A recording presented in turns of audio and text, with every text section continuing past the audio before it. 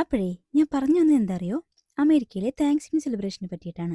നമ്മൾ കൊയ്ത്തിന് ശേഷം ഓണം ആഘോഷിക്കുന്നത് പോലെ ഇവിടുത്തെ ഹാർവസ്റ്റിന് ശേഷമാണ് താങ്ക്സ് ഗിവിംഗ് സെലിബ്രേഷൻ.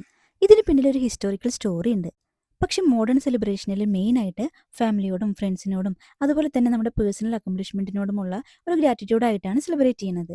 അപ്പോൾ ഈ താങ്ക്സ് ഗിവിങ്ങിനെ കുറിച്ച് കൂടുതൽ അറിയാനായിട്ട് ഞാനൊരു കുട്ടി സ്റ്റോറി പറയാം. ഇതൊരു ഹിസ്റ്റോറിക്കൽ കഥയാണ് കേട്ടോ. അമേരിക്കയിൽ ആദ്യമായിട്ട് താമസിക്കാൻ വന്ന യൂറോപ്പിൽ നിന്നുള്ള ആൾക്കാർ, അതായത് പിൽഗ്രിംസ് എന്നാണ് അവരെ പറയുക. ഇവർ യൂറോപ്പിൽ നിന്ന് ഒരു കപ്പലിൽ അമേരിക്കയിലെ ഈസ്റ്റ് കോസ്റ്റിലെ പ്ലിമത്ത് എന്ന് പറഞ്ഞ സ്ഥലത്ത് വന്നിറങ്ങി. അപ്പോൾ ഇവർ വന്നിറങ്ങിയിട്ട് ഫസ്റ്റത്തെ ഒരു വർഷം ഇവർക്ക് ഭയങ്കര കഷ്ടപ്പാടായിരുന്നു അത്രേ. പുതിയ സ്ഥലം, വേറെ കാലാവസ്ഥകൾ.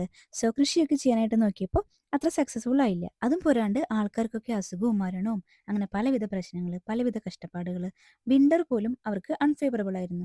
അങ്ങനെയൊക്കെ ആയിട്ട് ഒരു വർഷം കടന്നുപോയി. ആ സമയത്താണ് ഈ പിൽഗ്രിംസുകാർ അവിടുത്തെ നേറ്റീവ് അമേരിക്കൻസിനെ പരിചയപ്പെടുന്നത്. അതായത് ഇവിടുത്തെ കാലാവസ്ഥയും ഇവിടുത്തെ കാലാവസ്ഥയ്ക്ക് അനുയോജ്യമായിട്ടുള്ള കൃഷിരീതികളൊക്കെ പറഞ്ഞു കൊടുത്തുകൊണ്ട് നേറ്റീവ് അമേരിക്കൻസ് ഈ പിൽഗ്രിംസിനെ സഹായിച്ചു. അതനുസരിച്ച് കൃഷി ചെയ്തപ്പോൾ ആ വർഷം ഇവർക്ക് നല്ല വിളവെടുപ്പ് കിട്ടി. അങ്ങനെ കൃഷി സക്സസ് ആയിട്ട് നല്ല ഹാർവസ്റ്റ് ഉണ്ടായപ്പോൾ അവരെ സന്തോഷിക്കാനായിട്ട്, അവർക്ക് നന്ദി പറയാനായിട്ട് ഈ പിൽഗ്രിംസുകാർ നേറ്റീവ് അമേരിക്കൻസിനെ വിളിച്ചിട്ട് ഒരു ഗംഭീര ഫീസ്റ്റ് തന്നെ നടത്തി. നല്ല അടിപൊളി ഫുഡൊക്കെ ഉണ്ടായിട്ട് അവരെ വിളിച്ച് സൽക്കരിച്ചു.